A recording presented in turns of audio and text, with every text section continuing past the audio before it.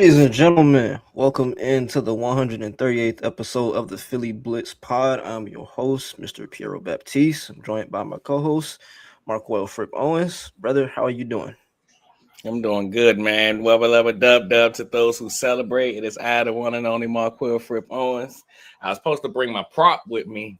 Maybe y'all will get it one of these weeks if they can keep playing well. My son got this little toy, small toy, and it got a little green handle. And every time he not playing with it, I pick it up and I imagine myself being Michael Irvin and just like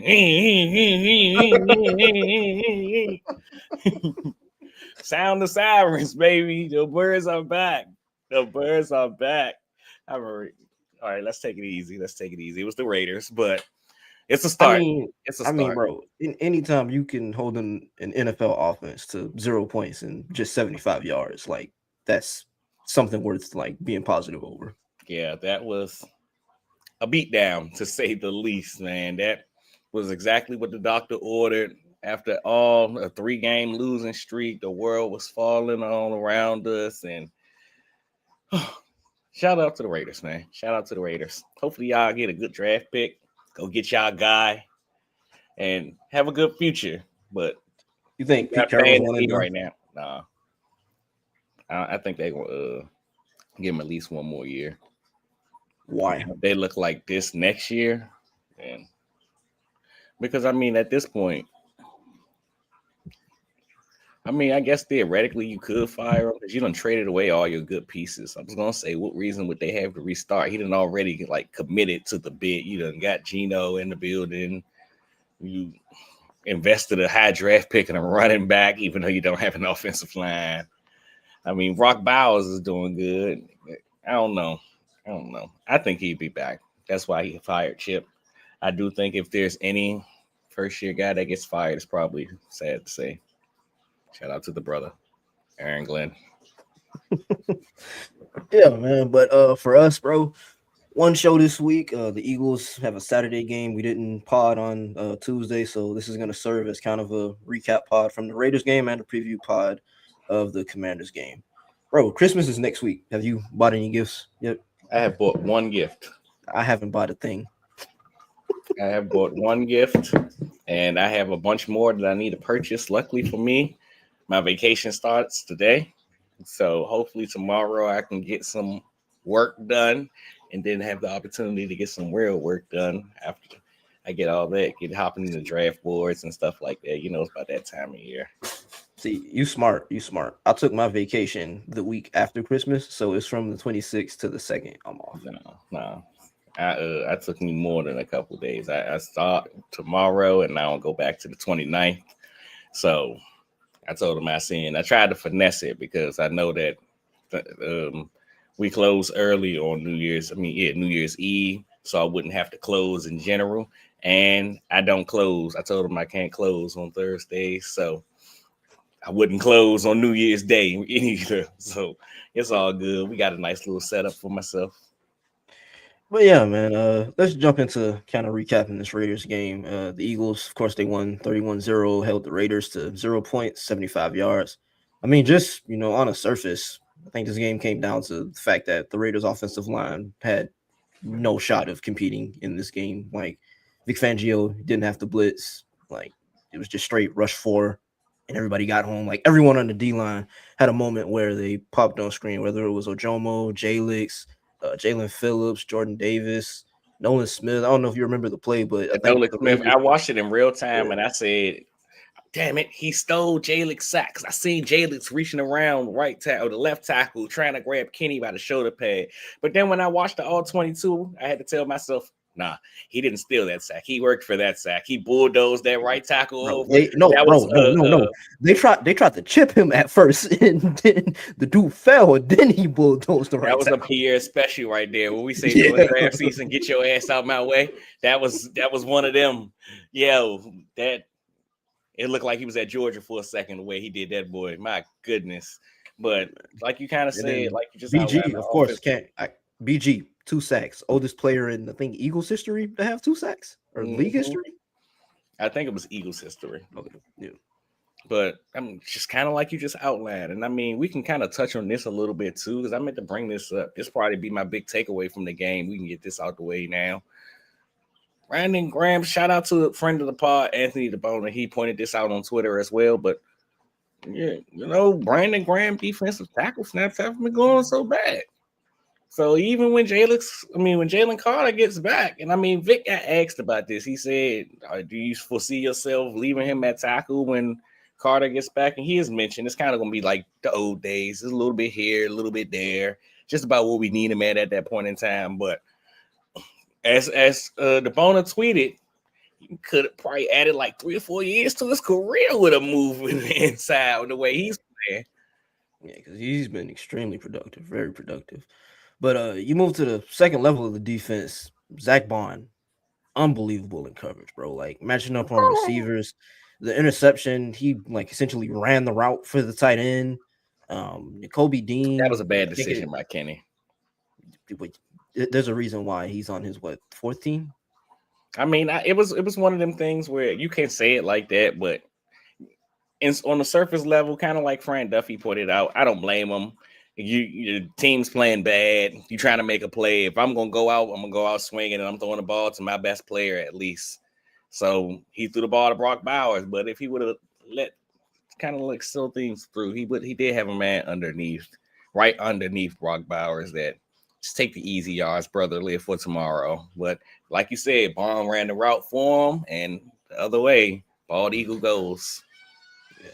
And then N'Kobe Dean on the Genty swing pass, bro. He just keyed and triggered on that, bro. Like the explosiveness was insane, bro. I felt so bad for that kid, man. Like we talked so much all year about the lack of success Saquon Barkley has had, and lo and behold, I just seen the other day. I'm like, God damn, Saquon Barkley gonna go over 1,000 yards even after how he's been playing. And I mean, you can kind of say that about everybody. AJ and Smitty are close to eclipsing 1,000 yards, despite how bad the team has been. They've been getting there somehow, some way. But then because they're talented players. Yeah, but Ashton Genty's a talented player. And then you watch the Raiders offense, and it was like, man, like you can see. I said the stat a few weeks back about Saquon and how he ranked at the bottom of the league or next to the bottom of the league in terms of yards before contact. And right below him, saving him from being last, is Ashton Genty. And you obviously see why on Sunday. He just had no chance, man. And he's clearly a talented kid, man. He had a couple plays where contact was there early, was able to gain some yards, make a couple moves, but there's nothing to work with right now for him. Yeah, it kind of makes the pick look really strange, but it's like I said. I think I said it on the pod leading up to the matchup. Like, why would you take a running back top 10 overall when your roster is nowhere ready or nowhere built for you to take a running back top 10 overall? It makes no sense. I mean, like I said then, man, Pete Carroll, and like I just outlined when you asked if Pete was going to get fired, he shout out to Parth, man, went balls to the wall this offseason and said, hey, we're going to compete. I don't give a damn what it looks like. We're not going to be in a division with the Chiefs and the Chargers and the Broncos and that go full swing, and it just hasn't gone their way. I mean, of course, when you look at the division they play in, it would have been tough anyway. The Chiefs, who have been to 7 Super Bowls or 5, who knows what the number is, but 7 straight AFC championship games, probably 5 Super Bowls in the last 7 years or something of that nature. Just amazing. And they already eliminated. So that goes to show you how tough that division is. You got a Broncos team sitting at the top, which might be the best team in the AFC. Maybe. And I just like to point out, this is Jalen Hurts' winning season. He may not be winning completely. I mean, he started the year off hot, but he may not be winning completely on the field. But off the field, this is the year of just win FC. Forget the stats FC and all that other stuff. Look at the top of the only guy that's giving the stats FC a run for their money right now is Drake May, and he is balling. But at the top of the AFC and at the top of the NFC is a bunch of guys that, outside of Matthew Stafford who's doing this thing, look, we just gonna win the game. That's all that matters at the end of the day. It's a L season for the That Boy Nice watchers. They not many that many nice guys out there to watch right now. I mean, they got their hands on a couple of them at the wide receiver position. Jonathan Taylor started off high. He kind of trailed down. I think James Cook gonna catch him for the rushing title, but we'll see. And then that quarterback who you just got, old man Stafford, carrying the torch for everybody of that boy nice, because the rest of them. Yeah. But then you look at the Eagles secondary, Dory Jackson, he legit had every receiver he was matched up with in the Shout out to seatbelt, Christian dog. He Parker, is man. playing All of them really did. I don't good. think they had a single receiver go over 30 yards, the Raiders did. And I mean, granted, they only had 75 total yards. Yeah. So of course they didn't. But I think this is like the second or third week in a row that the Eagles has hit this number. I know they did it against the Bears. They didn't have a receiver go over 30. I don't think the Chargers had one. And here they are again against the Raiders with not a receiver that went over 30 yards. So secondary is playing out of their mind, man. You see all the stuff about Quinyon Mitchell that pops up weekly about the historic year he's having. But shout out to Christian Parker, man. Christian Parker got Adoree Jackson looking like a different man. It's fun to see. Sometimes it takes a little patience, but we don't have that in Philadelphia. There's no such thing as patience here. We need to see results now.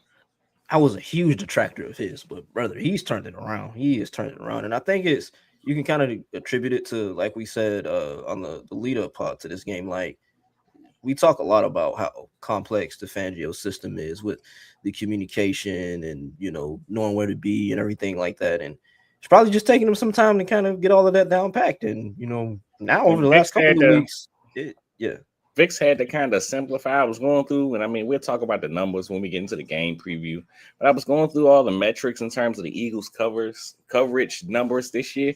And I remember last year and over the last few years, honestly, the Eagles have been near the top of the league or at least middle of the pack in terms of the amount of cover for that they've run. But of course, when you talk about last year, you have what they consider to be two number one corners. You can have two guys on the island on the outside versus now. And we talked about this early in the season. What would the game plan be? Would you see more cover 6, which they rank second in the league in, and things of that nature? But he's kind of went away from the cover 4 this year, kind of to protect Adoree. But you can see Vic, and he said this to start the year. Just because something worked last year, that doesn't mean it was going to work again this year. It kind of comes down to personnel and adjusting to what you got to do. He's done a really good job adjusting, man. And honestly, the entire defensive coaching staff, from Clint Hurt, we talked about Christian Parker, Vic Fangio, just anybody that you can name, they've really done a really good job with their groups as the season continues to come along on the defense side of the ball. Yeah, and so just to put a bow on it for the defense, granted, like you said, it was the Raiders who are like a god awful football team. Like they are so the epitome of hashtag not good. Like pound for pound, the worst team in the league. But it was so bad. Yeah, but just the fact that you're able to kind of put forth that defensive performance, like it speaks volumes to the job that Vic Fangio is doing and the unit as a whole. Yeah, man. I feel like I said this weeks ago. The offense still needs to catch up. And I mean, of course, they're trying. They're trying. I was just about to say we're gonna talk about them in a second, but they're playing a championship level defense right now. That side of the ball is just on a roll. And brother, imagine what it's gonna be like when Jalen Carter gets back healthy. And I was just thinking, I just don't understand. I mean, maybe sometimes that's what the doctor ordered. You need to take the best guy out in order for everybody else to find their footing and then put him back in, especially if you're giving him a chance to get healthy.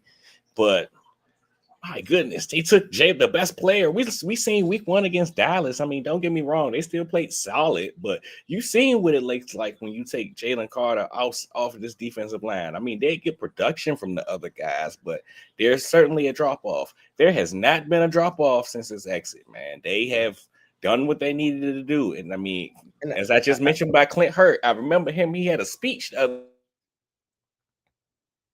other day.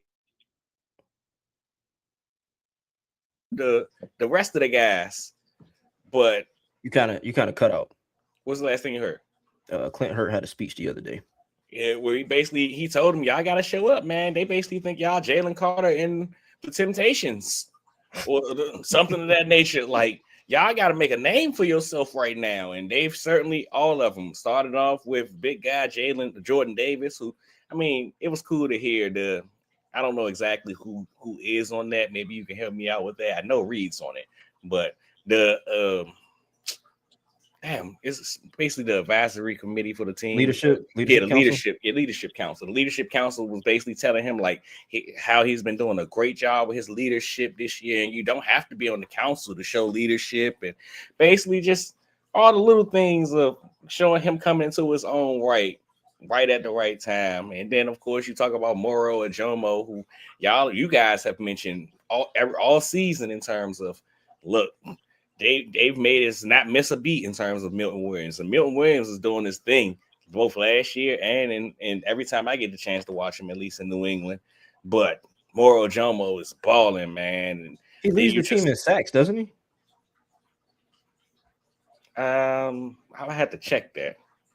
I don't know for sure. That's a good question. I'm gonna look it up.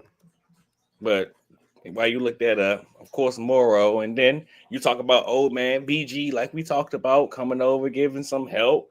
It's just he does. Okay, he does. Shout out to Moro, man. Shout out to Moro. This makes me happy. Moro leads the team in sacks, and Jalen Hunts leads the team in interceptions. Shout out to the young fellas.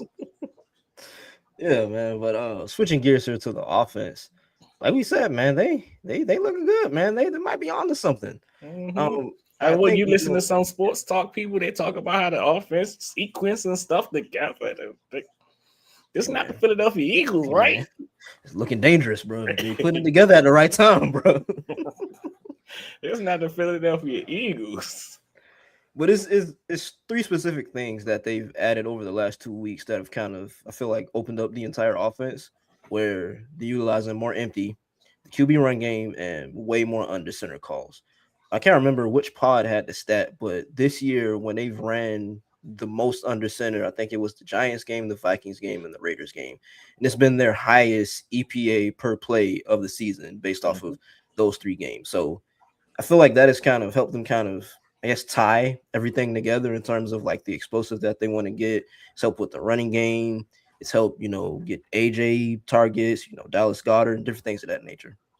Yeah, and this kind of all comes down to everything we discussed early on in the year of if you're not going to use Jalen Hurts as a runner, at least have the threat of it. Right. Being a primarily shotgun team wasn't really going to help this football team. So you had to do things. And then you look at the routes and things that we complained that were missing or the concepts that were missing in the offense. So easy to not get those things done when you're committed to a shotgun-based offense. Brother, you talk about route concepts. Brother.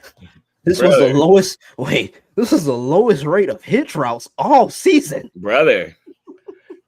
They had people out here like, who's calling the game? Because this is not Kevin Patullo. Hey, I don't know who calling the game. I'm sure we all see the theory going on around the internet right now. Listen, bro, if you watch Hard Knocks and you saw that little situation on the sideline after Jalen threw the TD to AJ. I don't want to say he's been demoted. I don't have the rights or the knowledge to say he's been demoted, but he's definitely been iced out. That's the term I said to you when we talked about it. He got iced out. I mean, you look at all the red zone concepts, and we like, that's Scott Loeffler. And then you got Nick Sirianni over there like, yeah, I drew that up, didn't I? You like that play design? So that was a Nick thing. Hey, wait, bro. So it's like for Nick to say that, like he said, quote, you better say good effing design. For him to say that, Jalen has had to been telling him, hey, bro, whatever you drawing up, this is BS, dog. Shavin said the same thing. And I mean, how I seen the clip, I seen it as a two-sided coin where Jalen, he kind of been begging them, kind of like you said, they've been drawing up BS, but he been begging them to let him throw the ball to a specific area, especially against specific coverages. And he was pressed to say, like, I hit the seam. I wonder if they was like, Jalen, you got to make the throw. You got to let it rip. Can you not make the pass? And he's like, of course I can make the pass. What do you mean? And then it's like everybody got a moment to flex for themselves. Like, yeah, I did it. Yeah, you did. You did it. I did it, though. Yeah, you did. You did it, brother. Like, it's the vibes that was missing, the site that Saquon was talking about. And long and behold, Kevin Patullo over there trying to get a high five. Missed out on that. Had to turn it into a helmet tap on Jalen Hurts. The guys over there talking without him. He just trying to get in there. So he just resort to patting on the back. Like it I don't look. I'm not trying to speculate anything, or I ain't in the business of that, but it's not looking good for him right now. It's not. But on the bright side, which I guess you could say it's a bright side for Kevin Patullo. If the offense keeps looking like this, maybe he might get some head coaching looks. Just by proxy. So, anyway, as we continue to talk about this game, as we continue to talk about the offensive side of the ball, I mean, like we kind of outlined, man, it was cool to see the offensive design. That's the one thing that stood out to me. The offensive design, you can see things kind of make sense off of each other. The run concepts, the pass concepts. It was a targeted approach. Like it looked like they, knew what they wanted to do. It wasn't just throwing stuff at the wall and seeing what stick. Mm-hmm. And even how you mentioned like the three things, the empty, and that's the one thing that stood out to me. Because last game specifically, I mean, I was appreciative to see them go empty, but it did also kind of look like a bit. It was like, look, we're gonna run the ball, we're gonna show them a bunch of different stuff. But if we're gonna throw the ball, we're going empty. And it's like, I mean, you're so close, you're almost there. Run the quarterback draw if you're going to do this, or at least give us some passing concepts out of other looks and things of that nature. But clearly, empty is something that the quarterback has requested, that the quarterback feels comfortable in. And it's been working for him, man. It's been working for him. We've been giving this coaching staff and this offense hell for the better half of the season. So it's only right that one day have a game like this, we give them the credit that they deserve. Yeah, like you said, bro, overall, I think it was just a good week for kind of sequencing things together, right? Like they actually called stuff off of, previous looks that they set up earlier in the game. And it kind of in turn, helped set up the deep shots like the ones to AJ, like the one to Devontae. And it puts you in a situation where you aren't, I guess, like spamming, the explosives because they're your only source of getting explosives. Like you're able to, take those as they come in the overall floor of the game and kind of operate like a, normal offense that matriculates the ball down the field and kind of, utilizes every portion of the field. Like I said, it was the lowest rate of hitch routes on the season, the highest rate of crossing routes. So like we said, man, just a lot of good design in this game. And, like we said, with the defense, it was the Raiders. It was the Raiders who are bad, who are very, very bad. But again, like, the fact that they've shown that they can do this, I think that's the biggest thing for me.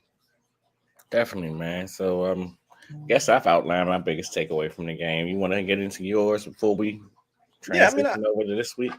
Yeah, I mean, I think that's it. Like the fact that they showed offensively they can sequence things together, right? Like they can structure stuff off of things that they did earlier in the game and kind of set up stuff for later. Like it's kind of them kind of putting it all together. So just the fact that they showed they can do that, I guess that's my biggest takeaway.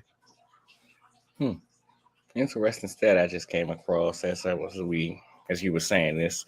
Jordan Davis leads all D tackles and tackles despite being double teamed on 71.5% of his snaps, which is the fourth most in the league according to PFF. The big guy's doing this thing, man. The Peloton payoff is here. You keep doubling them. When Jalen Carter gets back, they're gonna switch that. You can double him now with no Jalen Carter. It's when you got Jalen Carter, you gotta switch the double and just pray that. What Scott Snyder say? That's all. That's your only hope. That's about it. All right. Eagles Commanders. It's a Saturday game, 5:00. It's on Fox, right? Yeah. So I got injuries here first. So for the Eagles, Jalen Carter, Lane Johnson, both of them, they're going to be out. Outside of those two, they're relatively healthy. I know. I'm blanking on his name, the tight end. Who? Cameron Latu. I think he's questionable. Yeah, I think he's questionable heading into the game, isn't he?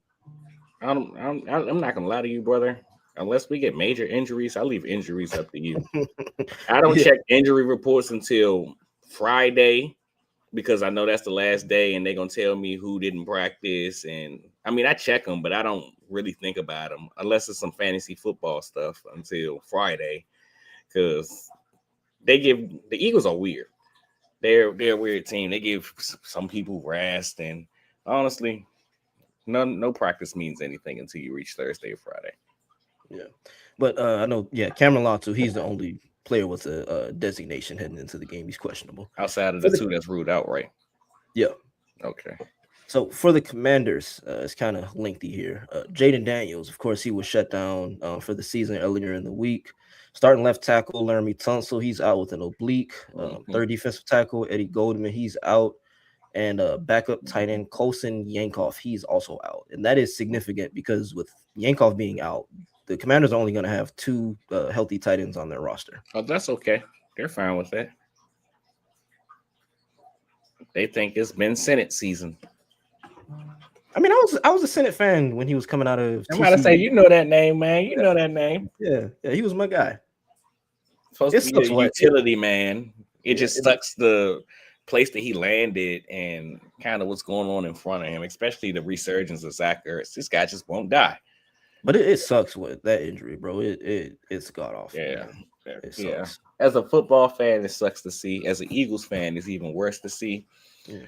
It's just knowing what he means, and as kind of like I just sat here and said he wouldn't die. Like, my man found a way to resurge his career like 3 or 4 times over the last 7 years. It's been fun to watch Zach Ertz continue to be Zach Ertz. I don't want to say essentially prove the Eagles wrong, but prove the Eagles wrong, for lack of a better term, that he can still be a high caliber, productive tight end in this league.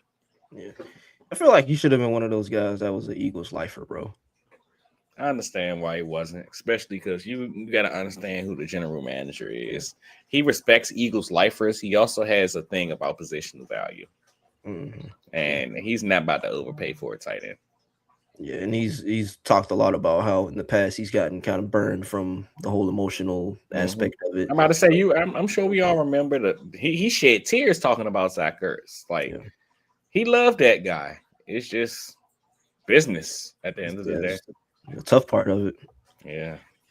But let's start with the Eagles offense, Commanders defense. So just to set up a kind of a backdrop for this Commanders defense, over the last 2 games, they've given up 697 yards of offense, 30th in EPA per drive and per play, 27th in total DVOA. They've given up 136 rushing yards per game. Jackson Dart, he just lit them up. I think he had 245 or 275 and 3 touchdowns. From a coverage standpoint, predominantly cover 3 at 29%. They want to rush 4. They're pretty league average in terms of blitz rate. But I think just overall, they're really similar to the Raiders from last week in terms of them just not necessarily having the talent, right? You look at their edge room, Doris Armstrong, Dietrich Wise, and Javonte Jean-Baptiste all on IR. Hey, that's supposed to be your guy, right? Jean-Baptiste? Yeah. We got the same last name. might be a distant cousin. I don't know. I'm gonna have to ask my pops. But you look at their linebacking core. Frankie Louvu, he's allowed 34 catches on 36 targets. Gosh, they are stinky. Yeah, it's bad, bro. Let me finish reading this. Frankie Louvu has allowed 34 catches on 36 targets for 294 yards and 4 touchdowns on the season. Bobby Wagner, 35 catches for 45 targets for 475 yards and 3 touchdowns. It's bad. It is very, very bad. They are stinky. You look at their secondary. Marshawn Lattimore and Trey Amos, both on IR.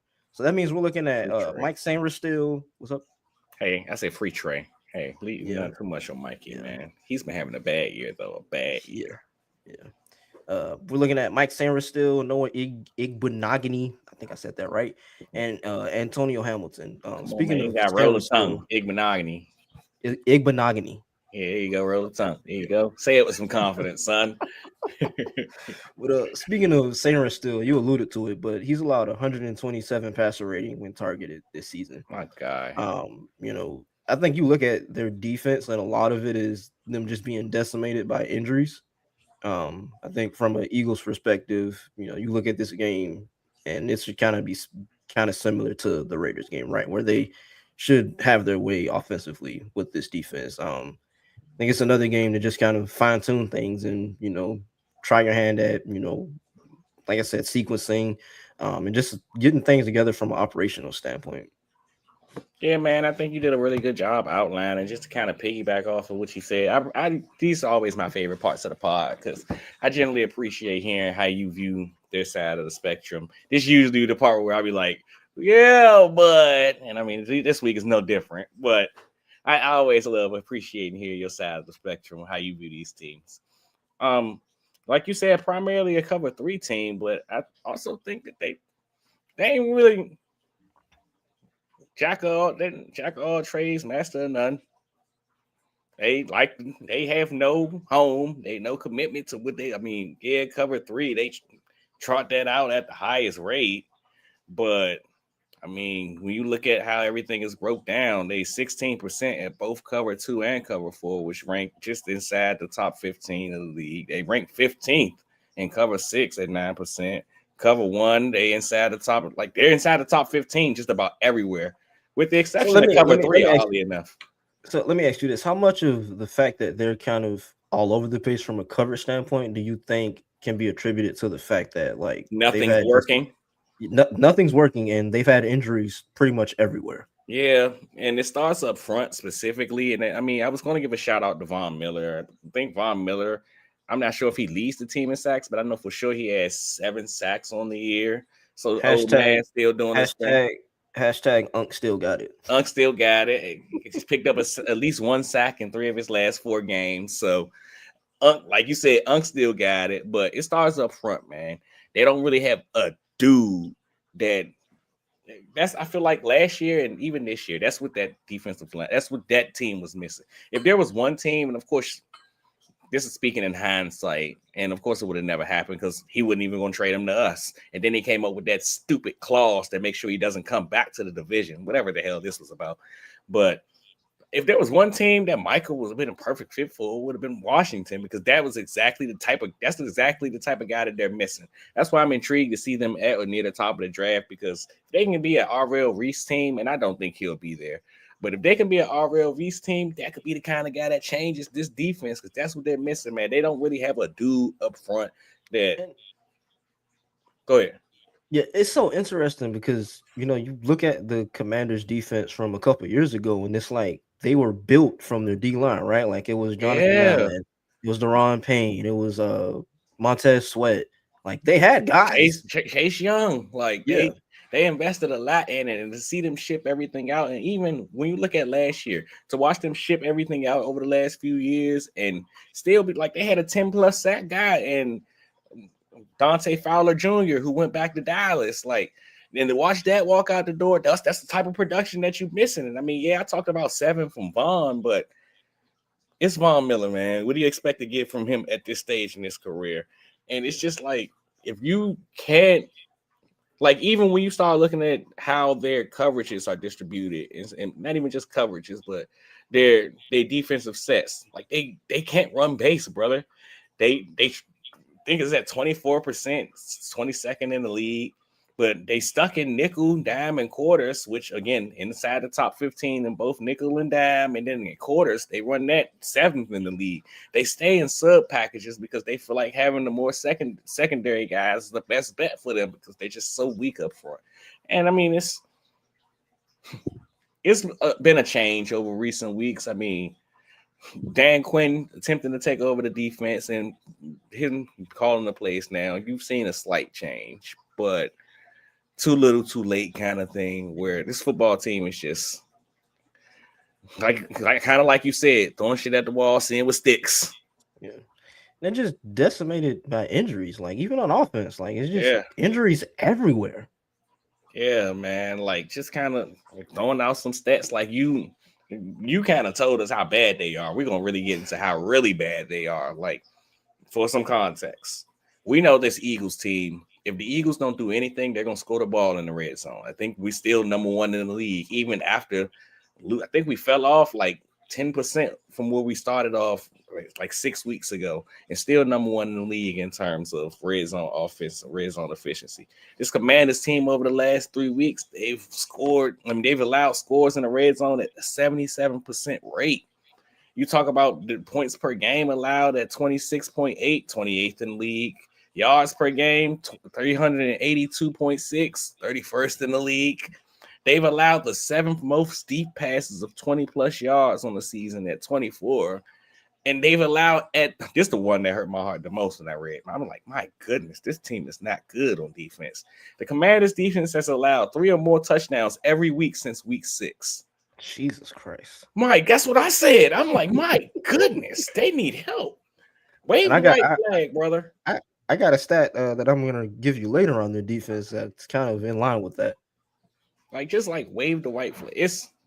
And kind of like we just continue to harp on. Injuries have played a big factor in this because I went into the season thinking, I don't think their defense was fixed by any metric. It's still, I don't think it should have been the liability that it was last year, but fixed, no. But man, the regression has been, and it kind of what happens when you go so old, like you invest so much in the age and the old guys like they have, but my goodness. But just in general, how they match up with the Eagles offense, could be another get right game for the Eagles. Hopefully the Eagles continue their commitment to under center. We talked about what they did last week against the Raiders, ran a season high 30 snaps from under center. Give you guys some context why that's so appreciative. They had only ran 24 snaps from under center combined in the 3 previous games. So the commitment was not there. But just the Eagles are 8-1. This pissed me off. Like, my goodness, man. Why y'all so stop thinking so damn hard, man? What is wrong with you people? The Eagles are 8-1 on the season when they run at least 10 plays from under center in the game. We can't get you to get to 10 plays with the commitment. I just said, what was this, 3 weeks ago? The Eagles got to commit to the bit. Well, it's probably more than that because this was probably right before the bye. And they did. They committed to the bit. And then they went on bye week and it's so interesting. I seen a stat earlier today, I think it was. I'm trying to remember who said it. I don't think it was like any like Eagles reporter, just a kind of a loose fan doing research. And he Joshua Stone, actually. Shout out to Joshua Stone. But he talked about the narrative about Jalen Hurts and the lack of under center and how they try to blame it on Jalen Hurts not being good at it or not wanting to do it. And of course, we all seen the video of him and Mariucci. He talked about, I want to be like your boy Steve under center. But shout out to Joshua, who actually went back and did the research. It's Frank Reich. It's the Frank Reich offense. Yeah. That's what it is. He went back and did the research, man. And even when they had Phillip Rivers at the Chargers, if you compare the season-long snaps from under center to the gun, he had 51 snaps from under center compared to 492 in the gun. Jacoby, 72 snaps under center, 375 snaps in the gun. There's clearly a commitment to shotgun offense in this system. So it's been good to see them kind of open their eyes a bit. And it kind of goes back to what Nick said a few weeks ago about, look, everything's on the table at this point. We're going to try everything. It even means changing the scheme. And he was right. It wasn't necessarily more so changing the scheme, but kind of showing a commitment to what works, man. That kind of should be where you start at as an offense in the NFL, man. Let's figure out what works and let's build stuff off of that. Yeah, but what confuses me about that is it's like, why make yourself so one-dimensional, right? Like, you see how productive the offense is when you go on the center. Like I said earlier in the pod, the 3 highest games in terms of EPA metrics this year have been when they've been predominantly under center. So why keep banging your head against the wall, being in gun? I can only imagine how these people feel. Like, you and I, we've played against each other in Madden and all this stuff. And you know how I feel about the specific style of offense I run. And I tell myself this all the time when I start playing MUT and things of that nature. Like, if I really want to be serious about the bit, I should probably commit to running more pistol, more under center stuff, because that'll really open up what I want to do offensively. But God damn it, I like doing what I like doing on offense, and I'm gonna keep doing it. And I mean, as a play caller in real life, I'm just talking about me and Madden. So I can only imagine how these guys feel in real life. Like, this is all I got to my name. This is what got me here. And I mean, Nick Sirianni isn't a play caller, but this is his offense. And this is all he got to his name. And it got him to this point. So you think I'm about to change everything just because y'all say we need to run more under center? Who the hell are you? But it's not working. Exactly. It's again, that's the one thing about Nick that I appreciate the most, that he can be stubborn as hell. Yes, he can be stubborn as hell. But there comes a time where he looks himself in the mirror like, look, maybe I gotta do something different. And he's not afraid to do something different. And I think, we've talked about it before, when me, you, and Parth were here, but maybe that's what is his superpower as a head coach, right? His willingness to adapt, his willingness to, pivot when but he said that in the first press conference. They asked him, what's the thing about you? And he said, my whole thing is being able to use my team for what they good at. Your team ain't gonna be good at the same thing every year. So you kind of got to figure out your personnel and figure out how to maximize how they use them. Now, like I just said, he has his stretches of just being stubborn. Like, look, man, I really want this offense to work. Can y'all please make it work? But after he gets over himself and kicks a couple rocks, it's all right. Look, so this is what we're gonna do. This is how we're gonna make this work. And I mean, he usually does a really good job. It's the little things, man. It's the little things. Yeah. But just as the last point on the offense, something that I found interesting this week. This week, Saquon Barkley, he talked about something that we discussed on the pod a lot in terms of kind of he phrased it as this, but meat and potatoes runs, where he talked about taking the 3 to 4 yard gains over the course of a game versus trying to break like the 20, 30, 40 yard runs that he had last year. Man. And just what's up?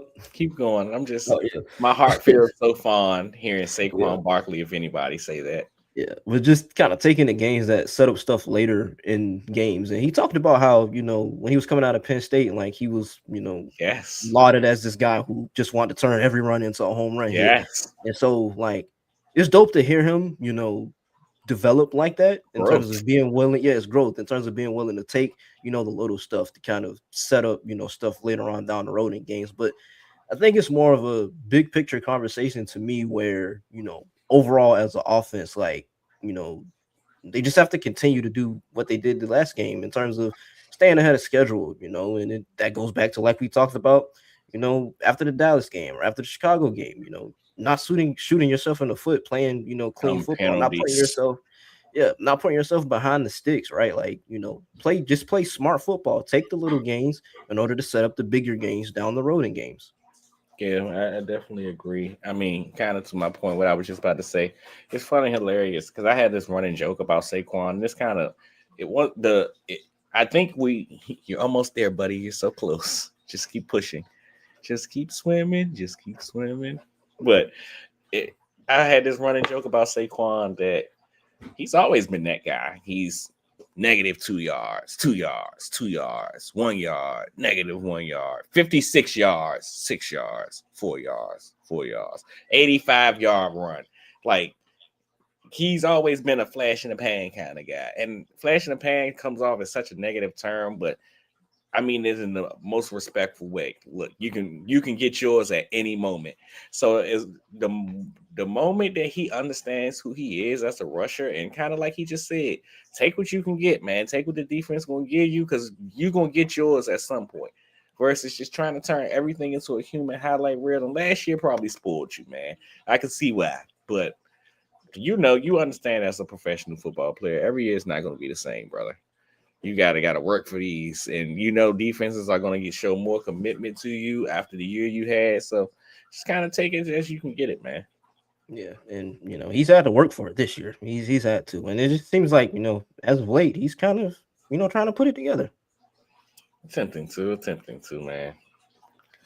But switching gears, Eagles defense, Commanders offense. Again, I'll kind of set the table here and then let you get into it. Commanders offense, it's a very weird bunch. I just think they've never found their footing this year. And like we talked about with the defense, it's predominantly because of injury, no matter where you look, Jaden Daniels, Debo, Terry, now Zach Ertz. Like, it's just been decimated by injuries. Statistically, they're pretty middle of the pack. 16th in EPA per play, 24th in total DVOA. Starting Marcus Mariota, like I said earlier, they shut down Jaden Daniels for the season earlier this week. Just on Mariota, he's completed 62% of his passes, 1,600 yards, 10 touchdowns, 7 interceptions. He's 21st in EPA per play among quarterbacks with at least 5 starts. But I think, just watching him, I think he's kind of a prime example of what you want in a backup quarterback, right? Like he just executes the offense. He doesn't try and, do too much outside of himself. He doesn't do too little, just keeps things afloat. Only problem is, that's cool when you just need him for 1 or 2 games, but yeah, when you got to start the rest of the season, yeah, it ain't. It's not going. It's not going to yield pretty positive results. But yeah, I think we're past 2020. I mean 2012 now, brother. Yeah, that Heisman Trophy. Put it in the bag with the French fries. But they say I think it was from The Wire. What said? The thing about the old days. They the old days. That's my spot right there. That's my spot. But you look at this offense, and I have it here in my notes. They just aren't really that good, right? Like Deebo Samuel, he's the leading receiver. He has 604 yards on the season. Second leader receiver, Zach Ertz, who had 504. He's out for the year. Terry McLaurin, he's missed majority of the year. Like, they're a very bland bunch. Like, they try and do a lot in terms of creativity, motions, bunch sets, and, just different concepts and things like that. But they just aren't very good. I mean, as you know, this game means something to me because I live in this area. So outside of just bragging rights, like, I keep track of this team. I get to watch. I get to understand what's going on. And to be quite frank, how I've explained it to every Commanders fan that I've talked to this season is y'all can't be mad, brother. Y'all cannot be. Y'all stole a year last year. Y'all were never supposed to be that far ahead of the spectrum. And that's not to disrespect you, your coach, your quarterback, the franchise, anything. It happens sometimes when you get a good schedule and a roster and things bounce your way. It all lines up that way. That's what it takes to win a Super Bowl. You don't think that happened to us in 2017? It worked out like that. But this is kind of like the reset, and you can't be upset at the reset because it allows you to get everything that you need, man. Y'all tried this Howie Roseman approach from back in the day of Band-Aid and everything with all these old guys and thinking that you can just feel with today's production and not look towards tomorrow. And I mean, don't get me wrong, they have room for hope. They got guys like you talk about Trey Amos on the injured reserve. They got guys on the offensive side of the ball like Ja'Cory Cross-Merritt. Shout out to Bill. But Jalen Lane, I believe he became the first rookie in franchise history to return multiple punts in a single season. The first Washington returner since Brian Mitchell, Eagles legend, in 1994 to return 2 punts in a single season. So they got things they can hold their hat on. Luke McCaffrey, like they got guys. Yeah, we talked about Ben Sinnott early on and them having the opportunity to have him play now, which I mean, they've been wanting to play Ben. It's just hard to play Ben when you're getting the production that you're getting out of Zach. So this is exactly what the team needed. You're looking, they're currently slated to pick 8th overall. If you keep losing games, that only gets higher. Like, this is what you need. Get your quarterback healthy. Now, in terms of the offense in itself, I mean, JCM, first Washington rookie with 5 touchdowns in the season since Antonio Gibson, coming off a 96-yard performance. I don't think he'll repeat that not just because I think we'd be more competent against the run than what they seen last week. But their running back room is interesting, it's right? Like I was just about to talk about C-Rob. Yeah. It's a committee approach, right? And it's like you said, Bill Krosky-Merritt, Chris Rodriguez, Jeremy McNichols, even the QB run game, like Marcus Mariota, he has 298 rushing yards on the season. So they've kind of been somewhat successful. Like all the running backs are averaging at least, I think, 4.5 yards per carry. I mean, that's a great great place to start. To be quite frank with this offense, it starts and ends with the run game. The Commanders, their pass rate is just 59% on the season, which is 20th, which means their run rate. Yeah, they got the 5th highest run to pass ratio in the league. Exactly. Run rate at 41%.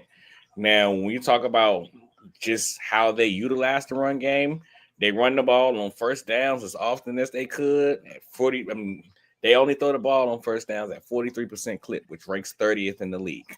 So there's that. Even when you talk about them on neutral passing downs, they only throw the ball on neutral passing downs on 47%, which is 27th in the league. To give you some extra context, last week against the Giants, they ran the ball on 58% of their second downs. They want to run the ball. And even when they start to throw the ball, it's kind of, especially when you start talking about the injuries taken in. I mean, they did a pretty good job early in the season attacking the middle of the field. And a lot of that was Zach Ertz's work. But now without Zach, you can kind of see that the workhorses are where the ball going. For context, last week, 9 of Mariota's 16 targets, he had 19 attempts on the day. So I'd assume the other 3 are throwaways or something of that nature. But 9 of his 16 targets went to McLaurin or Samuels. Only Traylon Burke, he was the only pass catcher that saw more than 1 target outside of those 2 guys. That's where the football's going. They trying to get the ball out and out quickly. Marcus Mariota attempts quick passes on which are passes that come out in 2.5 seconds or less on 47.9% of his passes, which is 5th in the league. The problem at that is they're just not very good at it. He has a 48% success rate on those throws, which near the bottom of the league. And he only averages 5.7 yards per attempt, which 4th fewest in the league. And then you talk about this Eagles defense where us against short passes, buddy. We talked about last week, I believe it was, we played the Chargers, or the week before that, where we had Alex come on and talk about how fast they defense closing. You want to talk about what defense closing in fast?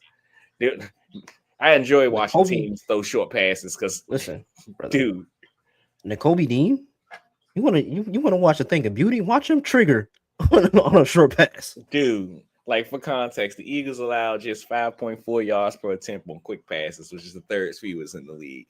So all the things that kind of work right for what they want to do offensively, it trends in the opposite direction of what the Eagles like to do. And it's just not ideal for them if you're talking about this Washington team. The only thing that bodes them well is their play action attack. If they can get a semblance of a run game and commit to play action, I mean, of course, it's a divisional game. I don't think it'll be easy, but I think they can find a way to at least keep it close at that point. Yeah, and they're gonna have to, get into the play action passing game and kind of move in the pocket because Laramie Tunsil is out, right? That's a starting left tackle. So, yeah, if they can't protect, and especially considering how this Eagles front is playing, like it could be a long day for them. Yeah, I was just about to say, like, this Eagles front, man. We talked about it last week since the acquisition of Jalen Phillips. Man, they've been so damn good, man. So damn good. Like, it's so crazy. We just kind of like the polar opposite of what we talked about for this Washington team. Like, we were missing that guy to start the season. And that doesn't take anything away from Nolan Smith or take anything away from Jalen Hunt. Those guys playing well, and they were playing well prior. But you can see the difference between having him in the room and not having him in the room, man. It's just they needed a heavy hitter. They needed a heavy hitter.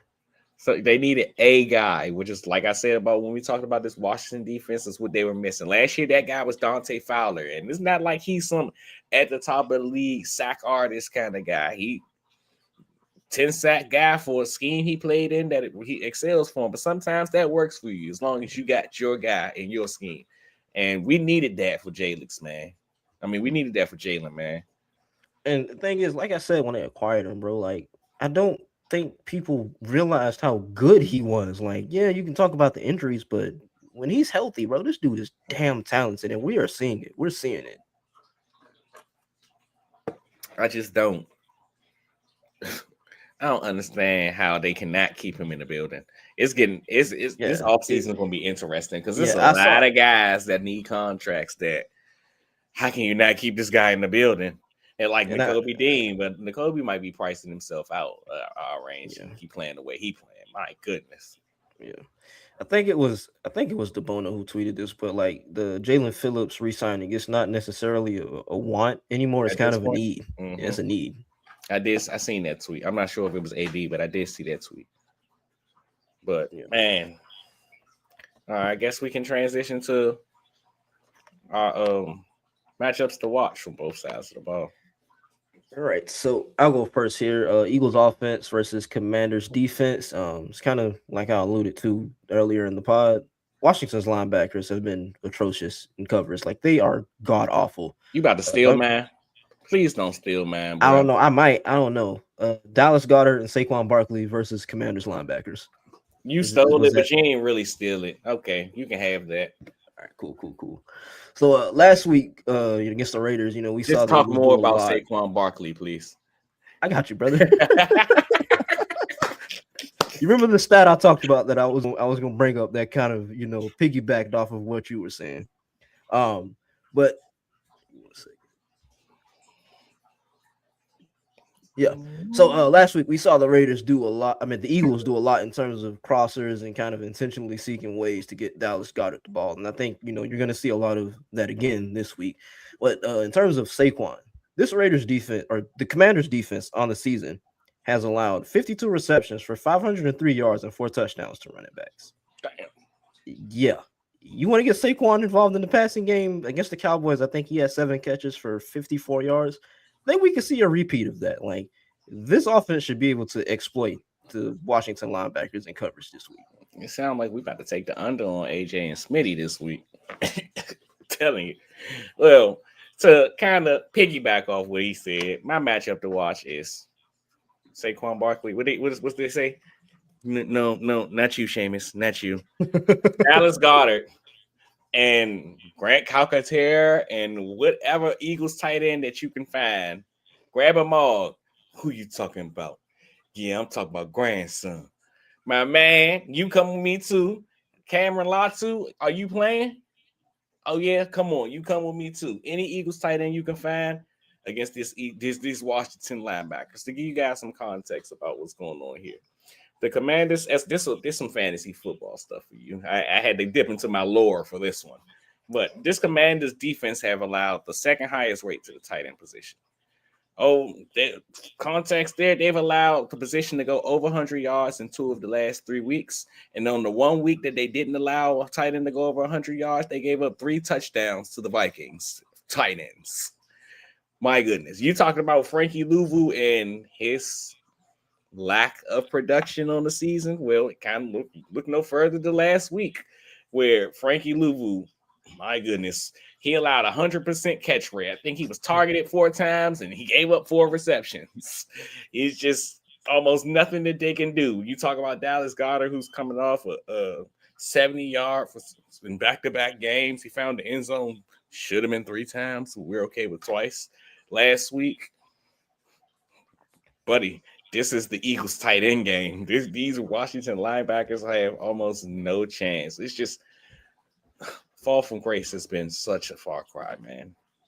I think Frankie Louvu was overrated after last year anyway. He just had an all-pro season because he got a lot of sacks, but he's not a coverage guy at all. He was never, I mean, I don't want to say not a coverage guy. He needs the right spit. He's not the type of guy to elevate everybody around him. He's elevated because he got the right pieces. Like even when you watched him in Carolina, he was quality in coverage, better as a blitzer than he was in coverage, but quality in coverage. That's what kind of gave him. I kind of wanted us to pick him up because of that. Yeah. I'm like, he could be used in coverage, but he's better. He's basically N'Kobe, but and he got a little bit of attitude to him too. And I like my defensive players. Little oof. But then you talk about my goodness, man. I wish we could play the song. If I had the trumpet. Dun, dun, dun. Poor Bobby Wagner, man. And he's still gonna find a way to make a first team all pro just off the strength because they just always give it to him. But man, just a shell of himself nowadays, man. Just a shell of himself. Poor linebackers for Washington. What you got from me on the other side of the ball, brother? Quinyon Mitchell versus Terry McLaurin. We've talked about it a ton, but the way this Eagles defensive front is playing, the fact that Larry Tunsil is out, I think a situation in this game where, if your coverage is sound on the back end, it could turn into a long day for Washington, right? Like in their offense, we talked about they want to lean on the run, but passing wise, it starts with Terry, and Quinyon is going to be the guy that's matched up with him. Washington doesn't necessarily have the pass catchers outside of Terry to kind of that would necessarily make you like lose sleep. Like Debo, he's been pretty good, but he's kind of washed. And as we know, they're playing with Marcus Mariota, the backup quarterback. So if Quinyon can, continue to do Quinyon things, shut down number one receivers, I expect a continuation of what we saw last week from this defense. I'll give you 1.5. The half will be Vic Fangio against Cliff Kingsbury. I mean, of course, I got to say this because you're not here, Parth, and I just want to grind your gears. But I'm not gonna lie to you, man. Cliff, and outside of the NFC Championship game, which I mean, I guess you could say that game that we lost because we did have 5 takeaways in that game. Vic kind of do got Cliff number, but Cliff, he hang around in these games, man. He puts up a good fight against this. It's one of them. I enjoy finding coordinators around the league. I think Ben Johnson could be one of those, but coordinators around the league that I don't want to say give Vic troubles, but kind of make him go deeper into his bag. Like, oh, look, you're going to make me work harder than I want to today. Okay. So that'll be something interesting to watch. But more so, I'm kind of still taking a cheat. For the second week in a row, the Eagles get a chance to face one of their former guys. Last week, Kenny Pickett. This week, Marcus Mariota.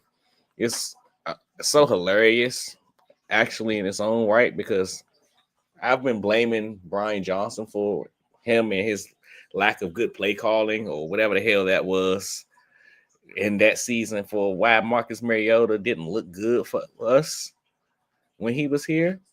But then I remember Brian Johnson is the pass game coordinator for the Washington Commanders, and he looks good for the Commanders. So, like, what the hell is going on here? But Marcus Mariota and Brian Johnson against the Philadelphia Eagles defense, man. I've outlined kind of what makes Mariota tick. Mariota, he's not the kind of guy that wants to hold on to the football for a long time. He wants to get the ball out quick, which should do a really good job of neutralizing that Eagles pass rush that we talked about. Now, the thing about that is I also talked about the fact that they're getting the ball out quick. That doesn't mean the offense has been successful. So it ultimately comes down to, can somebody not named McLaurin and Samuels make a play? Because I think they'd be content taking those two guys away and saying, Jalen Lane, you beat me. Somebody insert name here, you beat me down the field, and I'd be okay with that. Because they're going to have to win down the field at some point. The Eagles will be more than content giving up those short passes and making tackles and getting off the field when they need to. That is the exact type of game that they want to play. So if the Commanders want to continue to play that style of game, I don't think that suit that will work this week. I mean, we've seen the Eagles struggle against stopping the run on some weeks, but over the last few weeks, they've looked pretty good, and you've outlined how the Commanders' offensive line has struggled. So it's really all going to fall on the shoulders of Marcus Mariota. I'm interested to see exactly what the game plan should be from both Cliff Kingsbury and Vic Fangio as they approach the game. If you tell me in the year of our Lord 2025 that I'm going into a game and the team I'm facing, and the game is on the shoulders of Marcus Mariota, brother, I am taking my chances. Where do I sign up? Well, okay, let's get into predictions. You want to go first, or you want me to go first? You know, already went first the last two. You might as well, man. All right, cool. I'm gonna go Eagles 24, Washington 13.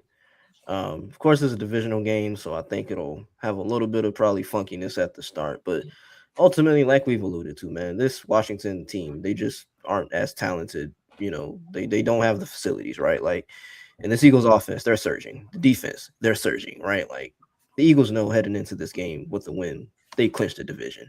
They'd be the first team, I think, since 2004 to win back-to-back NFC East championships. So I think, they go into Washington, they know they got to win, and they're going to come out with one. Yeah, man, it kind of ultimately comes down to two teams trending in two different directions, we'll say the least. The Commanders have been held under 23 points in 7 of their last 8 games, man. I just talked about how over the last 3 games, they've allowed scores in the red zone at a 77% clip, and the Eagles just don't stop scoring when they get to the red zone. So the goal for the Commanders is just please don't allow them to get there. Easier said than done. But I mean, for an Eagles team who, hell, they can't talk much trash themselves. They sailed under 22 points in 5 consecutive games before scoring 31 last week. But maybe that 31 was what they needed to wake them up, to get the ball rolling heading into the playoffs. You know how in basketball, oftentimes when kind of a shooter's going through a slump, they just say, you need to see the ball go through the net. Kind of exactly like that. I feel like this is exactly one of them games where you keep the ball rolling if you're Philadelphia. I mean, I think Washington finds a way to try to keep it close in the first half. I think for the first time all season, we see the second half Eagles show up. Continued adjustments from the offensive side of the ball based on what they've seen from the defense. And I'd say Eagles 28, Commanders 17. All right. I think this is a good place to end it. Thank you to all 67 of you who tuned in to the stream, or 68. We're going to release this as a pod tomorrow. So if you're listening after the stream, be sure to leave us a like and a review on whichever podcast streaming platform you're listening on. And yeah, we'll be back next week. Next week is Christmas, so we kind of got to strategize how we going to. Yeah, these next couple of weeks will be wicked. Yeah. Between Christmas and New Year's, but we'll get it done. Yeah. And shout out to Parth. He isn't here. He's got a lot going on. He's weddings, flying back to India. So we might not see him for the rest of the year. But, he's here in spirit. We might.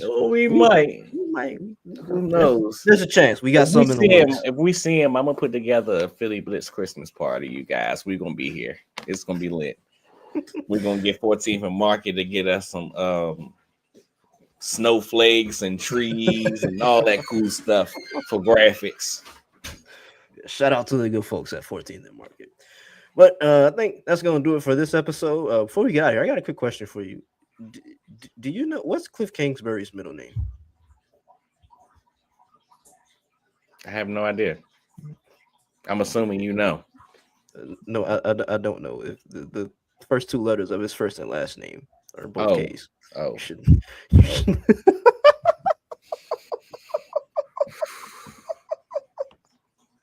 News say.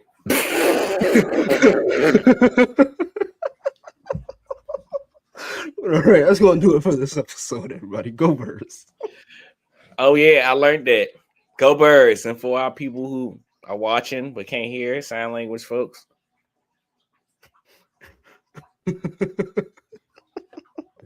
All right.